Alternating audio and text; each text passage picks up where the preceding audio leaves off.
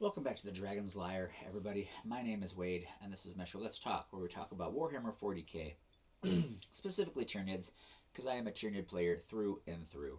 I have other armies, I love other armies, but I'm a Tyranid player. So, after this moment, I am no longer. I've done a review of every 10th edition data card for Tyranids. Go ahead and check them out in this playlist. But anyways, after this moment, I am doing 11th edition information only, through the lens of a Tyranid player.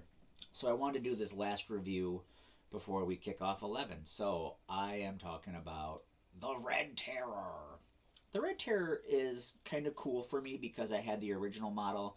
I sold all my original models. I regretted it. I'm super sad. But we got a new model, and it looks really good. And although I do like to buy 3D printed stuff off of Etsy, because Etsy has some beautiful stuff, I think I want this one. Anyways, so hear me out. Listen to my whole talk about this, because when I got ready to make this video, I don't like the stat line of the Red Terror. However, there are very unique and interesting things going on there that really. He's 150 points right now at the beginning of June in 2026. And I think there's redeeming qualities. So let's talk about it. All right. Movement 10. Pretty good. You got to keep in mind he is on the big oval size base. So not only does he move 10, which is pretty good, but you also get a lot of space with those bases. Like, I always feel like I get a lot of. I don't want to use the word extra movement, but you got to keep in mind he takes up a lot of space. So when he moves 10 inches, he can base to base contact stuff a lot easier and get an engagement range a lot easier because of his size. So keep that in mind. Tough 8, trash. Now, the reason why I say trash is it's the same problem with the Screamer Killer. Even though the Red Terror does move faster, the Screamer Killer in the 10th edition initial box set gets melted by the Ballistus Dreadnought every single time. Now, maybe the Red Terror won't get melted by the Ballistus Dreadnought because of the difference in movement, but tough 8, you're just melt the guns are just gonna murder you. So go to RTT or go to Grand Tournament, and he's just gonna get melted. He's gonna get melted. That's the way it is. 3+ save is not terrible. It's obviously not a 2+, but most things don't have a 2+. He's got no invulnerable, which makes him pretty squishy. 9 wounds. Once again, he's kind of like an old One Eye. Old One Eye's really cool, but he gets melted. At least old One Eye can wear other Carnifexes as his armor, and that's going to get even cooler in 11th. Keep that in mind. But we're not talking about 11th right now. So 9 wounds is not a lot. Leadership 8. If he's in Synops, it doesn't matter. And 7 is pretty standard. So meh. OC3, not great, but once again, he's not really there for the OC, so eh. Um, let's talk about his melee weapons. Now, this is going to get crunchy, alright? You have to know your rules and what the rules mean, and this is going to get crunchy. Alright, so we're going to do the Scything Talons first. Scything Talons. They're not monstrous Scything Talons, they're just Scything Talons. Melee, he's got no ranged weapon, 12 attacks. That's pretty good. Weapon skill 2. That's pretty good. Strength 7. It's it's good, but we're gonna make it better. AP2. That's pretty good. I always say AP1 is good, AP2 is better, AP3 or higher is best. 2 damage. That's not bad. You're gonna get a Space Marine kill every time. Now here's the deal. You're gonna want to put him in Synops. Alright, the reason why I'm saying you're going to want to put him in Synops is that takes Strength 7 up to Strength 8, and that's a breakpoint. What I mean by breakpoint is you want to get double toughness on stuff. So this will be double tough for anything with a 4 toughness, and then you're going to be wounding on 2s. Anything in that realm, AP2 is going to be really good against that, and 2 damage is going to guarantee your kills. So he can put some hurt on elite units. He could put some hurt on light vehicles, if synapsed, and he is gonna tear up light infantry. So not orc boys, but you know, like fire warriors, aspect warriors, imperial guardsmen, um, whatever the heck is squishy with Dark Eldar. I don't even know. I don't even know what their units are called. Spiky cinnamon rolls. I don't know. They all taste the same to me. Um, am, am I do I have opinions about Xenos? Yes. Do they all taste the same? Absolutely. The Xenos of all the same species taste the same. Eldar tastes like cinnamon. Anyways, um, so the Scything Talons are pretty good. They're not monstrous Scything Talons, which is weird because he's a monstrous creature. Here's where it gets crunchy. All right, crunch with me. The Gaping Maw. All right, so Gaping Maw, extra attacks, which means you're always going to get it. You're always going to get your Gaping Maw attacks. Devastating Wounds. Okay, so that means anytime you roll to wound, a crit roll is going to automatically wound, and there will be no saves. So anything that crits, automatically wound, no saves. Um, and then precision, which means anytime you crit, it goes straight through to the. It can go straight through to the leader.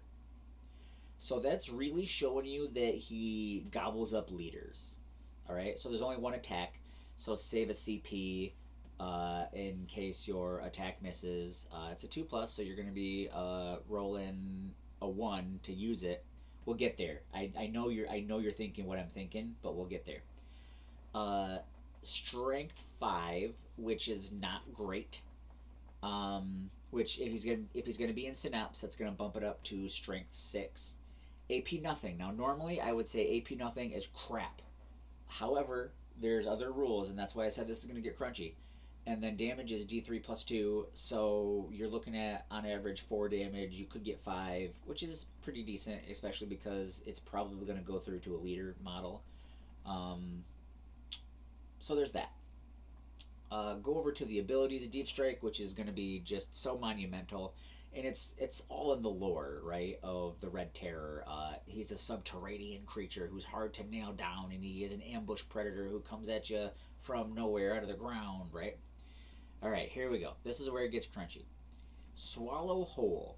Each time an attack with this model's Gaping Maw, so you only get one, targets infantry, mounted, or beast unit, each successful unmodified wound roll. So all it just has to be is a successful wound roll. Okay? So go back to that strength 5 that we're turning into a strength 6. That's what you're going to be applying against toughness. Anytime you successfully wound, it is now a crit, which means your devastating wounds is going to go off and your precision is going to go off.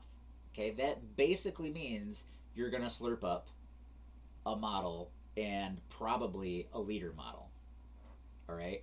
So anytime you successfully roll to wound, so save your CP to reroll that wound.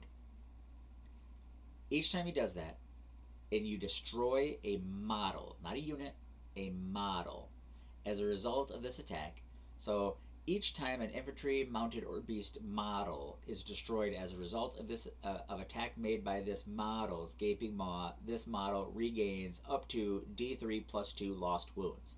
Obviously, he's not going to go above his max of 9, but that's pretty cool.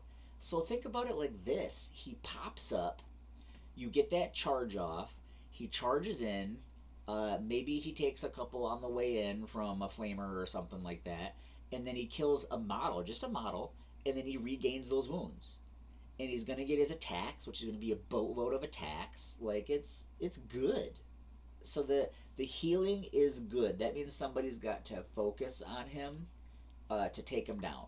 So like one dude with one meltagun or a squad with 3 meltaguns, the 3 meltaguns might get him. But he could survive, and odds are he's going to heal a lot of that. All right, but now it's things start to stack up. Okay, so remember how originally I was like, I didn't like him, but now things are stacking up, and they stack in a way that makes him really cool. So Subterranean Hunter, at the end of a fight phase, if this unit, at the end of the fight phase, not your fight phase, not your opponent's fight phase, the fight phase. So it could be yours, it could be your opponent's. And you got to keep in mind, Old One Eye, his rule does this too. It just says command phase with Old One Eye. So that's your opponent is when he heals, and your turn is when he heals. Anyways, at the end of the fight phase, if this unit is not within engagement range of one or more enemy units, you can remove it from the battlefield and place it into strategic reserve. Really cool. Once again, it goes with the lore of the Red Terror burrowing back into the ground and coming back up somewhere else where you couldn't see him. So the rules match the lore, and I love that. Okay, I love that. That's really cool. So he could potentially like wipe a squad, heal, and then because the squad is wiped and the fight phase ends, burrow back into the ground. That I love. That is really cool. All right, and then this is really cool. Serpentine Fiend. This model can move through terrain features, but cannot end a move within a wall, floor, etc. This model can be set up. This model can be set up or end a move on any floor level of ruins, but if that level is not the ground floor, it can only do so if its base does not overlap the floor at any level. Okay, so that's forget about the overlapping thing. He's not going to set up on an upper floor because his base is so big. It's the big oval. I mean, I'm looking right now at my Haro specs, and it's the big oval, right? Okay, so that's my Haro specs, by the way. One of my Haro specs is. Anyways, he's not going to set up on an upper level, but he's going to move right through walls, which is really good. Your opponent's not going to know that. They're not going to focus on it, especially because the Red Terror is such a new model. And I go to RTT where I live in Lansing, and nobody knows anything about what Tyranids do. So they're going to see a monster, and they're going to assume that he can't go through walls, and then boom, he's going through walls. So that's going to be a really good like gotcha surprise moment. Um, I like it. It's a cool moves through walls and barriers rule, and it's gonna be super useful. All right, now if you thought that the fun was over, it's not over. So let's talk about detachment. Now normally I sing the praises of Invasion Fleet all day long. I like the 4 plus feel no pain inside of Synops, and I'm using a Neuro Tyrant to give things Synops within 18 inches all the time. I love respawning gaunts into units of gaunts. It's very demoralizing when someone pumps some rounds into a unit of gaunts and then just they all come back. I love it. I love it. I love it. But read the keywords. So character, epic hero, which means you're only getting one. He can't take any enhancements because he's an epic character. Great Devourer, yeah, yeah, yeah. Monster, Burrower, Vanguard Invader, the Red Terror. All right, so Monster, Burrower, Vanguard Invader. That means he's super useful. Sorry, he's useful in 3 different detachments. Super useful in 2 of those. So the monster, so Crusher Stampede. He's not super useful in Crusher Stampede. When he starts taking wounds, that means his 2+ is going to stay a 2+, because he's going to get a +1 to hit, and it's not really going to do anything. If he's below half wounds, sure, he's going to get a +1 to wound, but then he's going to heal, and so you're constantly bouncing up and down. And then there's the stratagem to make him, as a monster, to be able to go through walls. It's not super useful. So I wouldn't suggest Crusher Stampede. Now, Burrower, that makes him really good for Subterranean Assault. And I haven't played Subterranean Assault, but I like it, and I want to try it out, at least just for funsies. But if you think about it, he, with the Deep Strike ability and the Subterranean Hunter, he is perpetually making tunnels for you the whole game. Like, he's just, you get free tunnels. You get a free tunnel, and you get a free tunnel. He is the Oprah of free tunnels. And if he pops up, kills some dudes, and then pops away, because you're doing the uppy downy, right? It's going to be very stressful. And if you're filling the battlefield full of tunnels, your opponent's going to get stressed out about it. I can guarantee you. And they might be justly stressed out or not justly stressed out. But man, just the free tunnels all over the place. And the ambush hunter with him healing. I really like it. It's pretty cool. So yeah, I would try it. I would put him in Subterranean Assault, and then Vanguard Invader. You know, when I saw that, I immediately thought about this. Can you imagine? He goes through walls, so keep that in mind. He moves 10, and he can advance and charge. So you have a monster on the table that will move 10, advance, and charge because he's a Vanguard Invader. And I think that's a pretty big deal. Put him up there with the Gene Stealers. Put him up there with the Flying Hive Tyrants. Flying Hive Tyrants being able to move, advance, and charge is pretty sickening. And to be honest with you, running 3 of those might not be the most efficient use of your points, but it would definitely be funny because you would be all up in their grill and they would be probably super not happy about it. Um, max groups of Gene Stealers with Broodlords just rolling across the board up in people's faces on turn 1 is really funny. And I think it's really useful. I think it's good. I think it's good. So I can definitely see him useful in a Vanguard Invader setting. And it kind of makes me want to run a Vanguard Invader, which means I need to buy more Gene Stealers and more Broodlords. But yeah, so I really like the Red Terror. I did not. Usually for me, a stat line makes or breaks a model. And not with this one. The rules are pretty cool for it. I wish because he was an epic hero that he like gave himself synapse. Not necessarily anything else. It would be kind of cool if he could lead Raveners, so he was kind of more like Old One Eye. Um, but that's just where we're at. So I'm going to show you the second page of the data sheet. There's really nothing that cool here, but you get 1 Red Terror. He's an epic hero. He comes with the Scything Talons and the Gaping Maw. I just wanted to show you this to show you that he doesn't lead anything, and there's nothing else on the second page of the card. But like I said, I really like him. It's a weird thing because usually the stat block makes or breaks it for me, and it doesn't. It doesn't here.